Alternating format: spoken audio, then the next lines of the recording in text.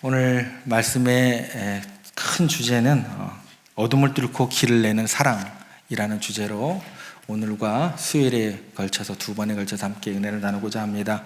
오늘 주일 말씀의 제목은 어머니의 눈물 그리고 며느리의 결단이라는 제목으로 오늘 본문을 통해서 주시는 은혜 나누고자 합니다.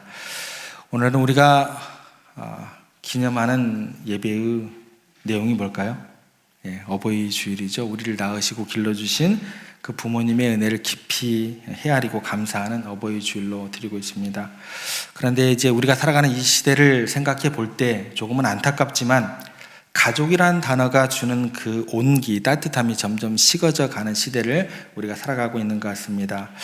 가족 안에서조차도 존경과 헌신적인 어떤 그런 사랑보다는 먼저 서로의 이해관계를 따지기 시작하는 그런 가정이 되어져 가고 있고, 그러다 보니까 각자의 권리를 또 목소리를 내세우는, 어찌 보면 좋은 말로 오면 이게 합리적인 시대고, 좀 부정적인 단어로 이야기하면 너무나 차가운 시대를 우리가 살아가고 있는 것 같습니다.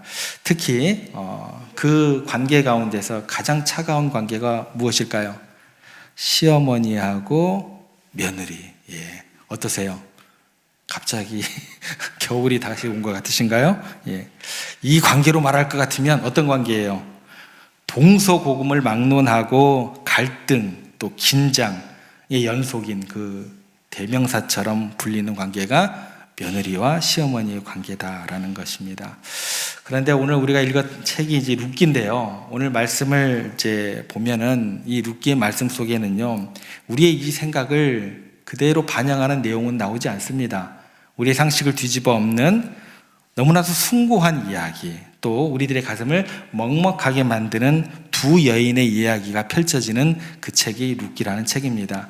이 이야기가 시작되는 배경을 좀 잠시 살펴보겠습니다. 룻기 1장 1절은 이때가 사사들이 다스리던 때라고 분명하게 못을 받고 시작을 하게 됩니다. 그리고 사사기가 끝나는 마지막 책, 마지막 장, 마지막 절을 보면 성경은 이 시대를 가르쳐서 이렇게 기록을 하게 됩니다. 그때에 이스라엘에 왕이 없으므로 사람이 각기 자기의 소견에 옳은 대로 행하였더라 라고 이렇게 평가를 하게 되고, 그 시대의 삶의 모습이 이렇습니다 라고 룻기로 연결을 시켜주는 거예요. 그러니까 여기에 나오면 자기의 소견대로 옳게 행했다, 이 말씀은 단순히 사람들이 자기 멋대로 살아갔다 이 정도의 느낌이 아닙니다. 여기에는 아주 무섭고 깊은 영적인 의미가 담겨 있어요. 굉장히 중요한 구절이 되거든요. 이게 어떤 의미가 담겨 있게 되냐면, 하나님의 말씀이라는 절대적인 진리와 기준을 이 시대 사람들이 쓰레기통에 내던졌습니다 라는 이야기가 되는 거예요. 그리고 뭐가 더 그들을 주도하게 되느냐? 오직 내 이익, 또 내 감정, 또 내 권리가 하나님의 진리 위에 서게 되는 것이죠. 이게 선악을 판단하는 기준이 되었다, 그 얘기가 되는 거예요. 굉장히 무거운 이야기입니다.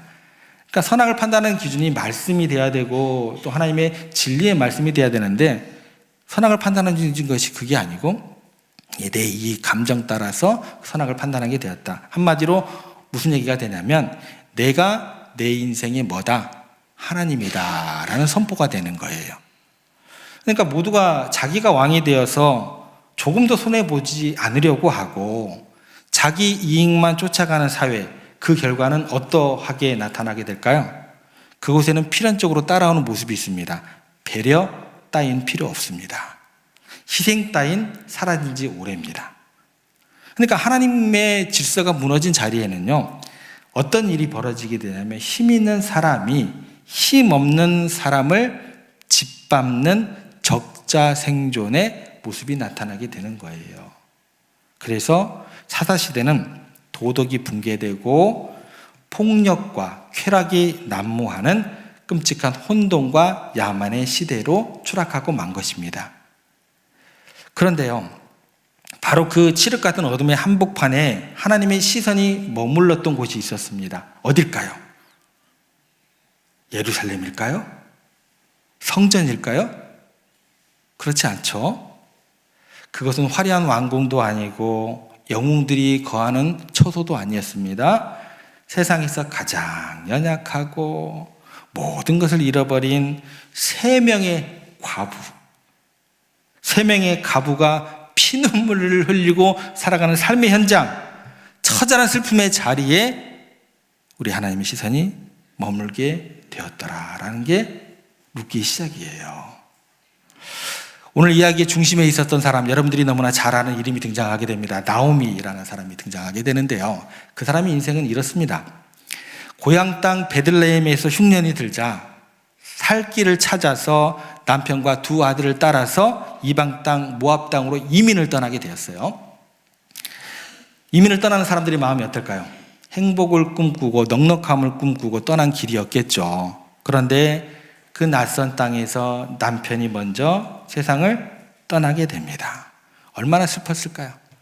그 무너지는 슬픔 속에서 나오미가 이를 악물었겠죠. 내가 우리 자식들 내가 잘 멋지게 키울 거야. 이를 악물었겠죠.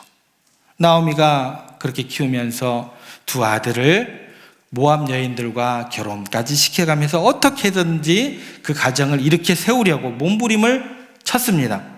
그런데요, 10년 뒤, 이번에는 그녀의 유일한 희망이었던 두 아들마저 후사를 남기지 못한 채 차례로 숨을 거두게 됩니다.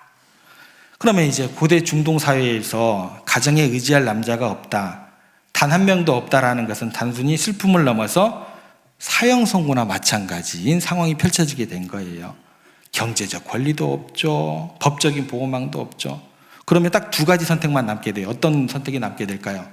그냥 굶어 죽거나 아니면 어떻게 돼요? 그냥 노예로 팔려가면 돼요. 이 선택밖에 안 남은 거예요.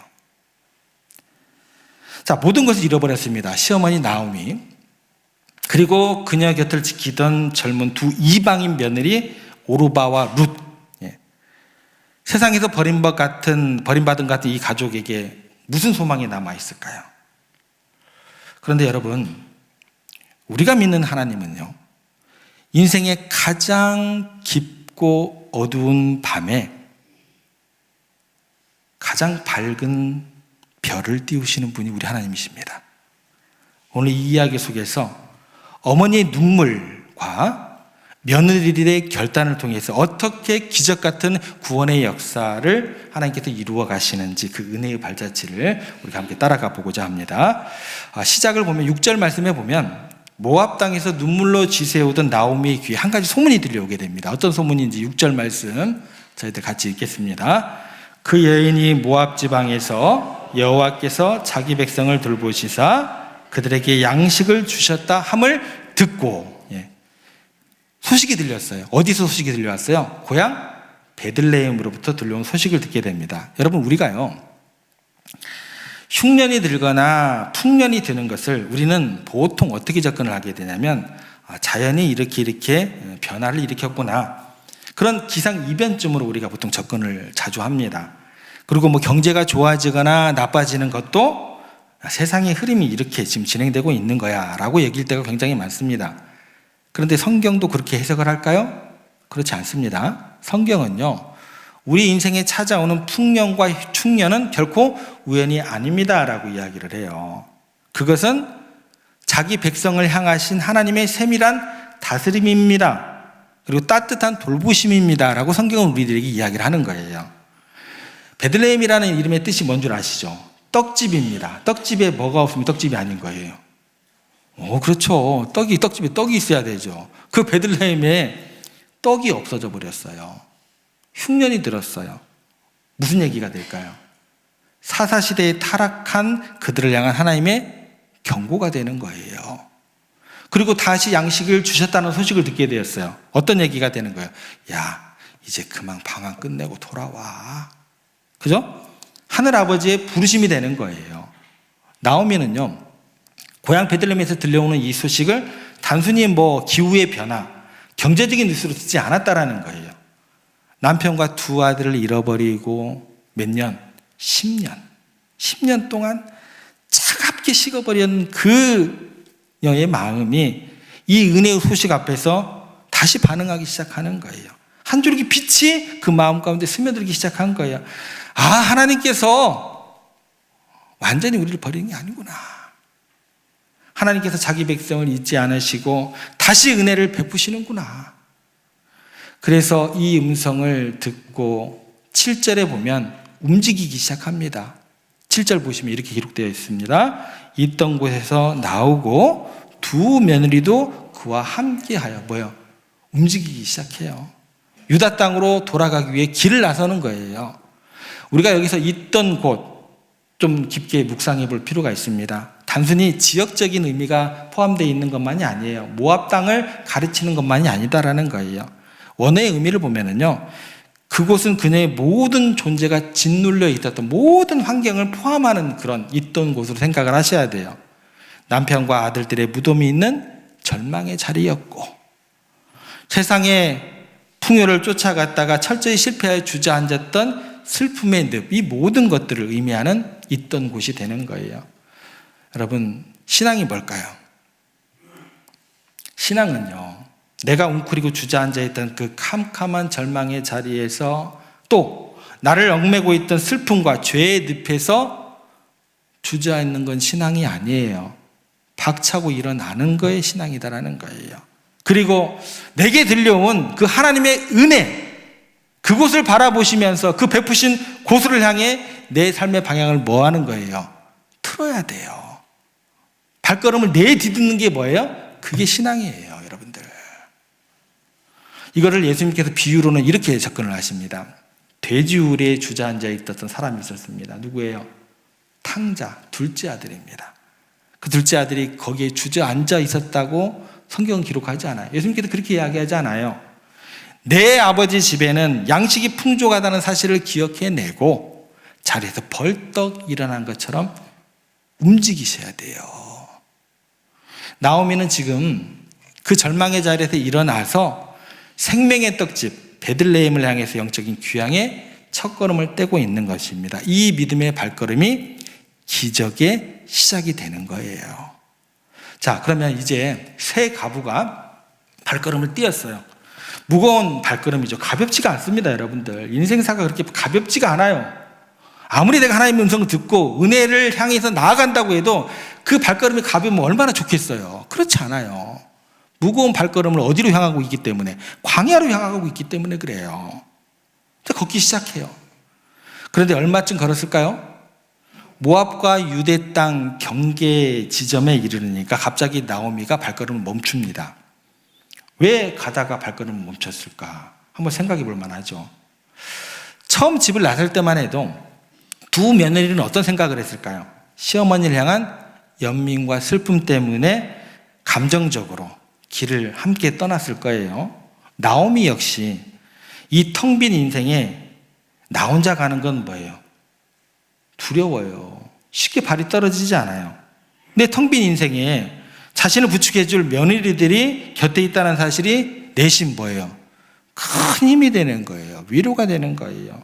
그런데 거칠고 험난한 광야길을 걷기 시작하면서 나오미의 머릿속에 냉혹한 현실이 벼락처럼 스치고 지나가게 됩니다.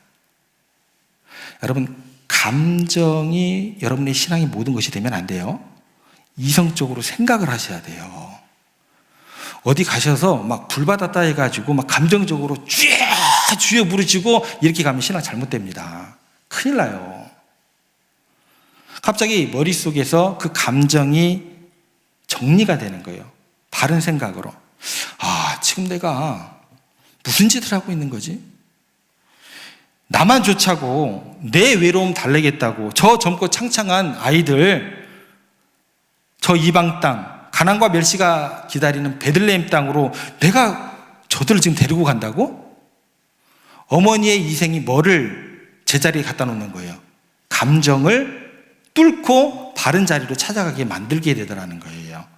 그래서 나오미가 길을 가다가 갑자기 길 한복판에서 멈춰서서 두 며느리의 손을 잡고 이야기를 합니다. 그리고 자신의 가슴을 치면서 이런 이야기를 하게 돼요. 그게 8절입니다. 같이 읽겠습니다.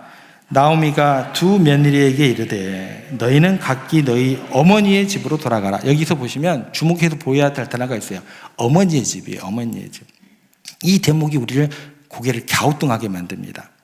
당시는요, 철저한 가부장 사회입니다. 고대 중동 사회에서 여자의 소속이 있었어요. 소속이 결혼하기 전에는 누구? 아버지의 소속이었고, 결혼 후에는 누구? 남편. 그럼 남편이 죽었어요. 그럼 소속이 누구 소속이 돼야 돼요? 시아버지에 속하게 되는 거죠. 그리고 남편들을 잃은 여인이 친정으로 돌아갈 때는 경제적으로 법적 보호를 받기 위해서 누구의 집으로 돌아가라고 해야 돼요? 아버지의 집으로 돌아가라고 해야 돼요. 이게 원래 맞습니다. 그런데 나오미가 지금 아버지 집으로 돌아가라고 하지 않고 뭐예요? 굳이 어머니의 집으로 가라고 했어요. 왜 그랬을까요?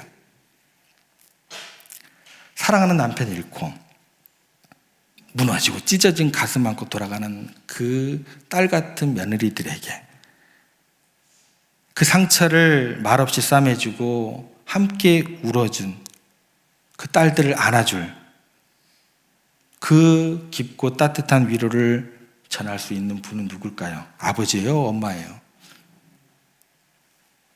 그것은 다름 아닌 친정어머니 품이었기 때문에 그래요. 법이고 뭐고 필요 없어요. 뭐 말씀에 이렇게 기록되어 있다고요? 하나님이 그 말씀을 기록하신 이유가 뭐냐고요? 행간의 뜻이 뭐냐고요? 법을 세워준 이유가 뭐냐고요? 그 사람을 보호하기 위함이다라는 거예요. 나오미가 지금 하는 얘기는 그겁니다. 자신을 또 지키려는 그 며느리들을 가장 안전하고 마음껏 울어줄 수 있는 위로의 장소로 억지로 보내고 싶은 거예요. 그래서 어머니의 품, 어머니의 집으로 돌아가라고 이야기하는 겁니다. 그리고 이어지는 나무의 축복이 이제 8절 하반절인데요. 같이 읽겠습니다. 너희가 죽은 자들과 나를 선대하는 것 같이 여호와께서 너희를 선대하기를 원하며. 이 짧은 문장 안에서요, 성경 전체를 관통하는 굉장히 중요한 단어가 나옵니다. 헤세드라는 단어인데요, 선대하다라는 뜻으로 번역된 단어예요. 단순히 친절하게 대합니다라는 뜻이 아니에요. 마음이 끌리는 감정도 아니에요. 상대방의 유익을 위해서 나의 모든 것 다 버리고 다 희생해가지고 끝까지 포기하지 않고 책임지는 사랑, 우리가 가장 잘 아는 사랑, 십자가의 희생적 사랑을 선대하다, 헤세드라는 단어를 쓰는 거예요. 나오미가 알고 있었습니다. 이 며느리들이 병든 자기 아들을 끝까지 돌보고 또 가진 것 없는 늙은 시어머니를 버리지 않고 봉양했던 그 눈물겨운 헌신이 바로 그 헤세드였어. 이거 안 거예요. 얘들아, 너희가 내게 보여준 그 사랑을 내가 어찌 잊겠느냐. 이제는 내가 아니라 하늘의 하나님께서 그 크신 헤세드로 너희 앞날을 책임져 주기를 원한다. 그러면서 9절에 이렇게 덧붙입니다. 9절 말씀 같이 읽겠습니다. 여호와께서 허락하사 각기 남편의 집에서 위로를 받게 하시기를 원하노라. 여기 위로라고 번역된 단어가 문화라는 단어인데요, 이게 구약에 또 한 곳에 나오는 곳이 있어요. 여러분들 잘 아는 구절에 나옵니다.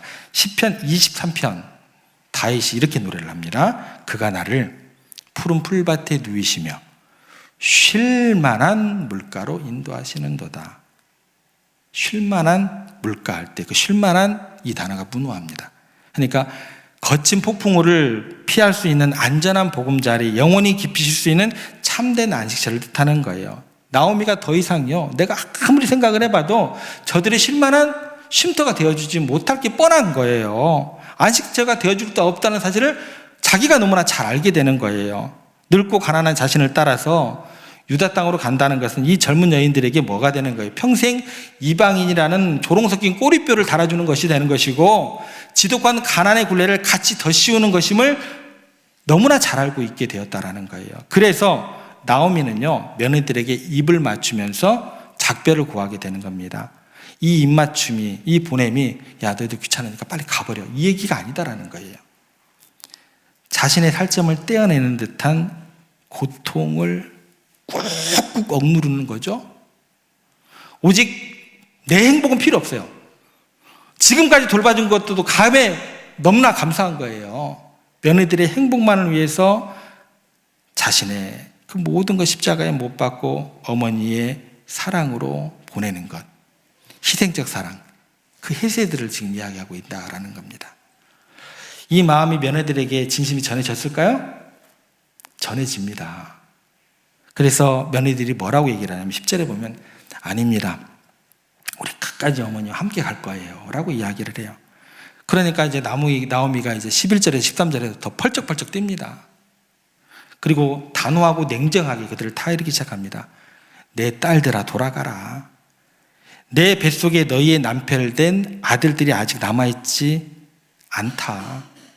나는 늙어서 다시 남편을 얻을 수도 없고 설령 내가 오늘 밤 기적같이 말도 안 되게 남편을 얻어가지고 아들을 낳는다 한들 너희가 그 아들이 클 때까지 어떻게 과부로 늙어가며 기다리겠느냐. 우리로는 좀 이상한 말이에요. 근데 당시 이스라엘 문화권의 그 정서를 알면 이 말 속에 담긴 나오미의 그 처절한 심정이 어떤지 우리가 이해를 할 수 있어요. 고대 사회에서는요, 남편이 후사 없이 죽으면 남겨진 과부에 보호하기 위해서 시동생의 형수와 결혼의 대를 이어주는 계대호론이 있었습니다. 계대호론, 결혼. 그러니까 나오미의 이 말은 아주 차가운 현실을 다시금 일깨워주는 말이 되는 거예요. 얘들아, 너희가 나를 따라서 유다 땅에 가서 살 수 있는 유일한 희망은 내 아들들과 다시 결혼하는 거야. 그런데 생각을 해봐. 내게 지금 아들이 있냐? 없다라는 거예요. 나를 따라와 봐야 너희 인생에 1% 희망도 없어. 나오미가 지금 어떻게 해서든지 그 희망 없음을 그들에게 이야기해서라도 며느리들의 정을 떼어내어가지고 그들을 돌려보내기 위해서 스스로 찔려도 피 한 방울 안 나올 것 같은 독한 시어미의 역할을 자처하고 있는 겁니다. 자식 살리기 위해서 모진 말로 밀어내는 이 어머니의 처절한 몸부림 느껴지셔야 한다는 거예요. 그리고 논리적으로 타일러도 며느리들이 계속 울면서 고집을 피우니까 13절 하반절에 이르러서 결국 나오미의 꾹꾹 닮아서 누르고 있었던 자신의 찢어진 마음까지 터져버리게 돼요. 그게 13절 하반절인데요. 같이 읽겠습니다. 여호와의 손이 나를 치셨으므로 나는 너희로 말미암아 더욱 마음이 아프도다. 여기에서 가장 아픈 단어가 등장하게 돼요. 하나님께서 나를 치셨다. 언뜻 들으면 뭐예요? 내 가혹한 운명을 허락하신 하나님을 미워하는 고백으로 들리죠. 원망하는 말로 들리죠. 근데 그렇지 않습니다. 지금까지 일련의 그 내용들을 잘 따라오고 난 다음에 이 본문을 묵상을 하게 되면 엄청난 신앙의 깊이가 담겨있는 고백이 되는 거예요. 제 얘기가 아닙니다. 영국의 위대한 설교자 찰스 스퍼전 목사님이 이 나오미의 고백을 보면서 이렇게 설교를 했습니다. 그리스도인이 고난 앞에서 보여줄 수 있는 가장 위대한 믿음은 나를 벼랑 끝으로 밀어붙이고 나를 치시는 그 아픈 손이 맹목적인 운명이나 우연이 아니라 다름 아닌 하나님의 손임을 인정하는 것이다. 좀 어려운 이야기죠. 이게 왜 위대한 믿음이 되는가 좀 설명을 드릴게요. 운명이나 그런 사람에게 맞은 상처를 회복될 보장이 있어요, 없어요? 없어요. 우연으로 치면 이게 뭐 재수가 좋아야지 나중에 될까 말까 한다라는 거예요. 그 사람이 막 회심하지 않는 한 그 상처 회복되지 않아요. 그런데 만약에 나를 치신 분이 하나님이시라면, 나를 이토록 철저하게 부러뜨리신 분이 전능자 하나님이시라면 그분은 어떻게 할 수 있는 거예요? 나를 싸매시고 다시 살려낼 수 있는 분도 오직 하나님 한 분이심을 믿음으로 고백하는 그런 고백이 되는 거예요. 그래서 나오미가 지금 하는 얘기는 뭐냐면, 내가 철저히 부서졌는데 운명이나 우연을 탓하지 않고 여전히 하나님 앞에 서서 호소하고 있는 거예요. 얘들아, 하나님께서 나를 치셔서 내 인생의 담벼락이 지금 이렇게 무너져 내리고 있는데 어찌 너희들까지 무너진 담벼락 아래 깔려 죽게 하겠느냐. 내 인생 망가진 것은 내 죄책이라고 쳐도 너희들 인생까지 언제 해결될지 모르는 그 구렁텅이로 내가 같이 끌고 들어갈 수는 없다라는 거예요. 하나님에 대한 신뢰는 있지만 지금 이 상황은 뭐예요? 힘들다라는 거예요. 박살 나는 걸 볼 때마다 내 마음이 갈기갈기 찢어지는데 그 마음까지 더욱더 힘들게 안 했으면 좋겠다라는 거예요. 제발 나 버리고 도망가. 내가 믿는 하나님 너희들에게 강요를 하지 못하겠다는 거예요. 그분이 신실하신 건 알겠는데 지금 이 고난을 너희들이 이겨낼 수 있는 그런 상황은 못 될 수도 있다라는 거예요. 그러니까 나 그냥 그만두고 가. 신앙 없음이 아닙니다. 이게 누구의 마음일까요? 이게 부모님들의 마음이에요. 나의 아픔과 나의 고통보다 나 때문에 내 자식 앞길 망칠까 봐 더 가슴 아파하는 마음. 우리 부모님들이 평생을 피눈물 삼키면서 자식 앞에서 괜찮은 척 모든 걸 내어주면서 그 거룩한 희생이 이 나오미의 떨리는 음성 속에 고스란히 녹아있는 거예요. 결국 어떤 일이 벌어지게 될까요? 3명이 이제 모였어요. 서로 부둥켜 안고 울기 시작합니다. 그리고 14절을 보면 마침내 이제 선택의 길이 갈려요. 14절 같이 보겠습니다. 그들이 소리를 높여 다시 울더니 오르바는 그의 시어머니에게 입맞추되, 이제 큰 며느리입니다. 오르바가 흐르는 눈물을 닦고 시어머니에게 마지막 입을 맞추고 자기 고향 모압으로 발길을 돌립니다. 자, 그럼 여기에서 우리가 이제 종종 오르바를 에이, 배신자 같으니라고 이렇게 쉽게 이야기할 수 있을까요? 그런데 여러분들, 오르바는요 나쁜 며느리가 아니었습니다. 그녀는 자신이 할 수 있는 한 최선을 다해서 시어머니와 함께 동행했고 최선을 다해서 함께 울어주었고 자신을 진심으로 위해주는 어머니의 그 간절한 권면에 순종하면서 자기 인생의 쉴 곳을 찾아갔을 뿐이에요.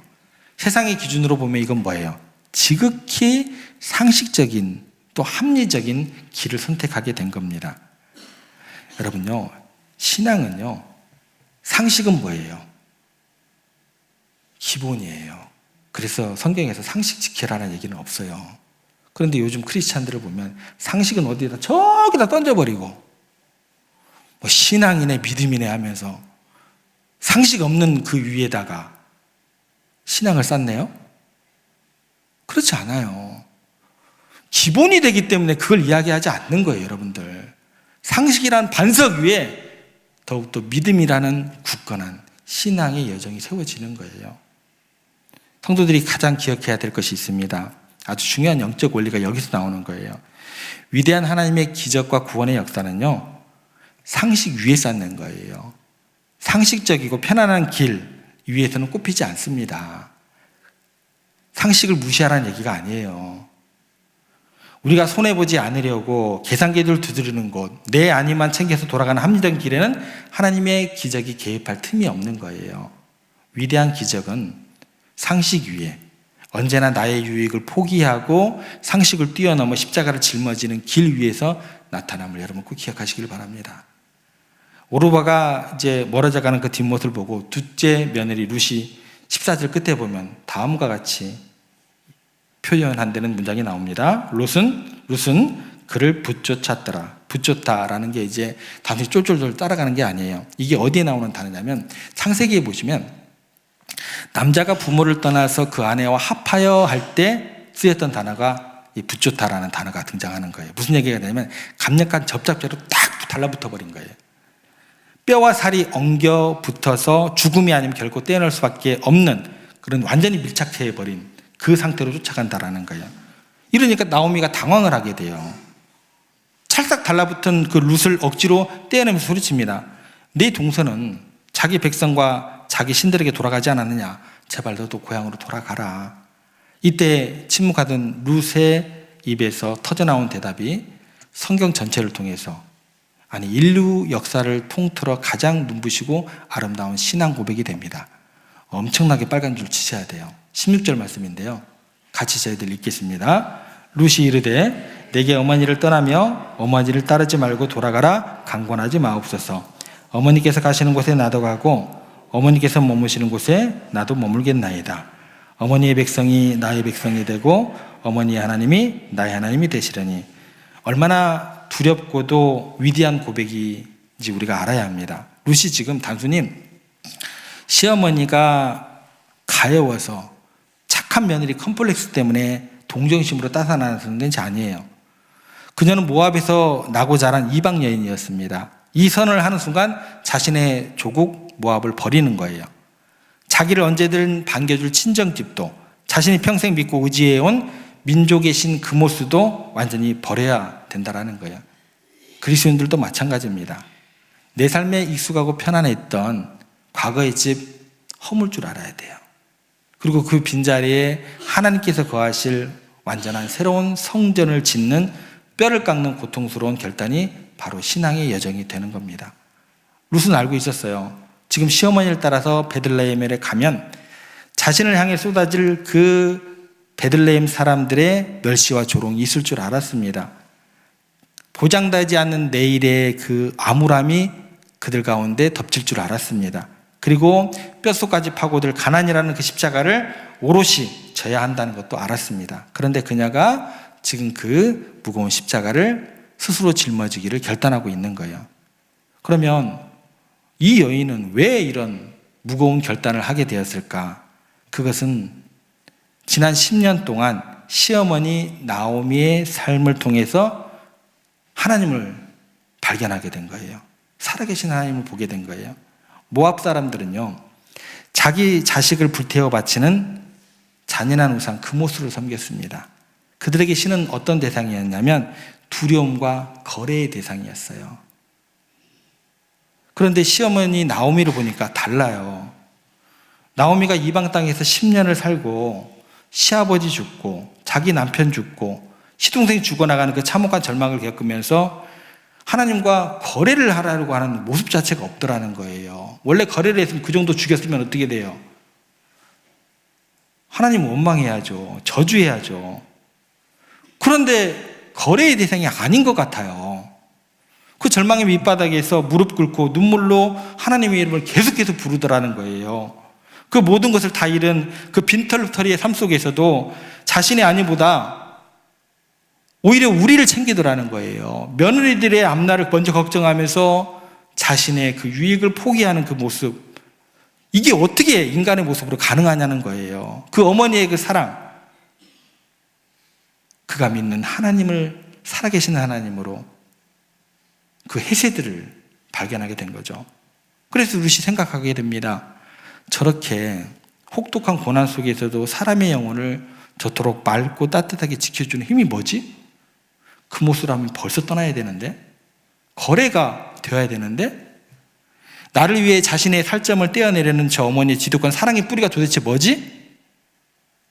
룻이 그 순간 나오미의 삶 이면에 사라진 길은 누구를 만난 거예요? 나오미의 하나님을 만나게 된 겁니다. 하나님은 그렇게 만나는 거예요, 여러분들. 어느 날 갑자기 기도원을 갔는데 뿅 하고 나타나가지고 그렇게 만나는 거 아닙니다.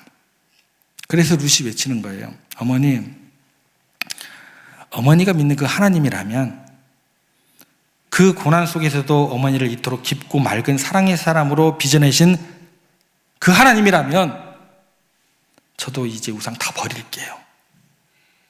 어머니의 하나님을 나의 하나님으로 모실게요. 죽음 외에는 어떤 것도 저를 어머니와 그리고 어머니의 하나님에서 떼어놓을 수 없을 겁니다. 그래서 18절에 보시면 나오미는 룻이 자기와 함께 가기로 굳게 결심한 룻을 보고 나오미가 더 이상 이야기하는 걸 그치게 됩니다.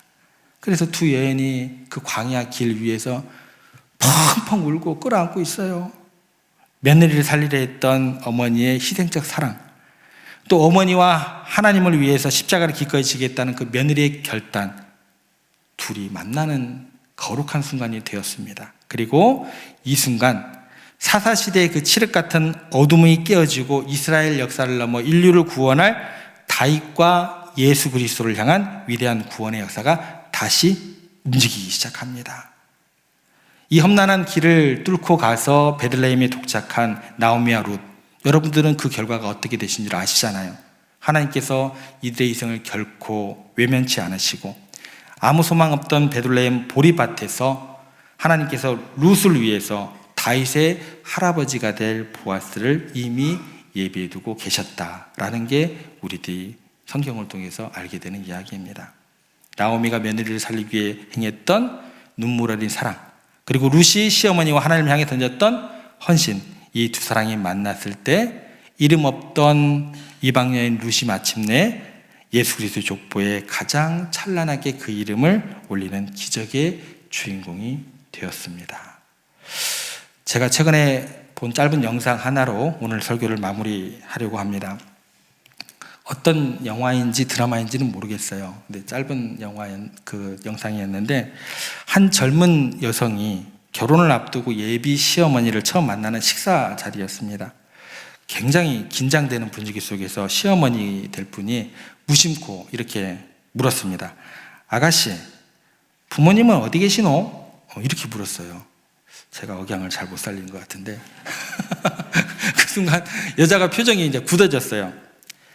세상 사람들이 자기 이야기를 들으면 색안경을 끼고 얼마나 흠을 잡는지 경험상으로 알았기 때문에 그 대답을 하기 전에 주눅든 목소리로 이렇게 대답을 하게 됩니다. 이런 얘기하면 다들 싫어하시던데, 그러자 시어머니가 될 분이 의아하다지 이렇게 묻습니다. 와! 이렇게 물었어요. 그랬더니 대답을 해요. 저 부모님 안 계십니다. 이렇게 대답을 했어요. 우리 사회에서요, 혼기를 앞둔 여성이 부모가 없다는 것은 그냥 그 이야기를 듣는 순간 뭐예요? 편견의 대상이 되는 거예요. 보통의 경우라면 그 예비 시어머니 될 분의 표정이 굳어지거나 당황을 했을 겁니다. 그런데 이 예비 시어머니 입에서 나온 대답이 그 차가운 계단을 뛰어넘는 의외의 말을 하더라고요. 이렇게 얘기를 했습니다. 별스럽다. 내도 엄마 아빠 다 죽었다. 이렇게 얘기를 했어요. 그러면서 이렇게 이야기를 해요. 아가씨, 여태 김치고 된장이고 다 사 무었을까 아이가? 사 먹는 거 맛없다. 앞으로 내가 다 보내줄게. 우리 아들놈은 내가 싸다 줘도 먹지도 않고 다 버리는데 아이고 잘됐다. 내 반찬 먹어줄 사람 생겨서 참 잘됐다. 그러면서 이제 박수를 치면서 환하게 웃고는 자기 앞에 있는 따뜻한 반찬 하나를 집어가지고 그 며느리 될 여자의 밥숟가락에 올려주면서 이렇게 이야기를 합니다. 많이 물어. 그 따뜻한 밥 한 숟가락에 부모님 없이 홀로 세상을 견뎌냈던 이 젊은 여인의 눈에 뜨거운 눈물이 차오릅니다. 그리고 결심을 합니다. 이분이 시어머니라면 결혼해도 되겠다. 아니, 결혼하고 싶다. 그토록 찾고 찾던 가족을 갖게 될지도 모른다는 기대감에 그녀는 뭉클한 표정을 짓는 것으로 영상이 끝나더라고요. 이 영상 속에서 시어머니가 툭 던지는 별스럽다. 나도 엄마 아빠 다 죽었다. 이 투박한 말 속에서 저는 오늘 본문의 나오미를 발견하게 되었습니다. 내 유익을 위해서 상대방의 조건을 계산하는 것이 아니라 상대방의 아픈 상처를 나의 넓은 품으로 덮어버리는 사랑, 이것이 나오미가 보여준 사랑이고 예수님께서 십자가에서 우리에게 보여주신 사랑입니다. 우리 가정을 돌아보시기를 바랍니다. 우리 가정에는 이 십자가의 사랑이 헤시드가 흐르고 있습니까? 아니면 내 권리를 주장하고 내 상처만 바라보고 서로의 조건을 따지고 밀어내는 차가운 말들만 오가고 있지는 않으십니까?